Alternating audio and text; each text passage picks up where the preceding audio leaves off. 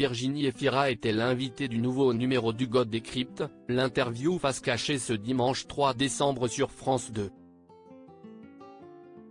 L'actrice belge est revenue sur son expérience au César 2023. Le premier numéro de l'interview face cachée de Hugo Travers, fondateur du God Décrypte, avait vu l'astronaute Thomas Pesquet essuyer les plâtres. Pour ce deuxième numéro, c'est Virginie Efira qui est venue se prêter au jeu de cette interview d'une petite demi-heure diffusée sur France 2. L'actrice belge y aborde notamment son parcours et le passage d'un statut d'animatrice rêvant de cinéma, mais entravée par le syndrome de l'imposteur, à celui d'actrice infatigable et incontournable. Ils échangent également sur la place et l'évolution des femmes dans l'industrie du cinéma.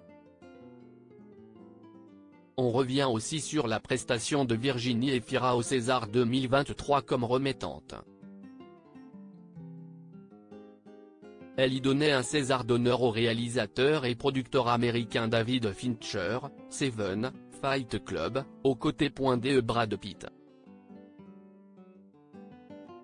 Virginie Efira se confie sa rencontre avec Brad Pitt: il me parlait comme si c'était mon voisin à côté de l'épicerie, une expérience rendue agréable grâce à l'acteur américain. On m'avait proposé de remettre un prix à David Fincher et que peut-être Brad Pitt serait là. J'ai cru le contraire jusqu'au bout. Le jour même j'apprends qu'il vient. J'attends à côté de la scène, j'entends une agitation et je comprends qu'il arrive.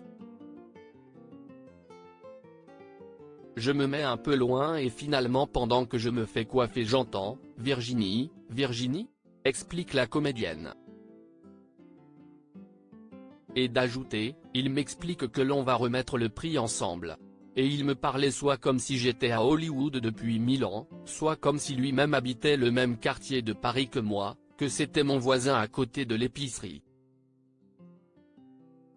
Cela m'a enlevé le trac d'un coup d'un seul. » L'interview face cachée du God Décrypte, une mécanique bien huilée et des réponses du tac au tac, une soirée qui se poursuivit lors du dîner officiel avec un Brad Pitt tout aussi bienveillant avec l'actrice vue dernièrement dans Revoir Paris ou Rien à perdre. L'émission s'articule autour d'une mécanique bien huilée et est inspirée de celle des jeux.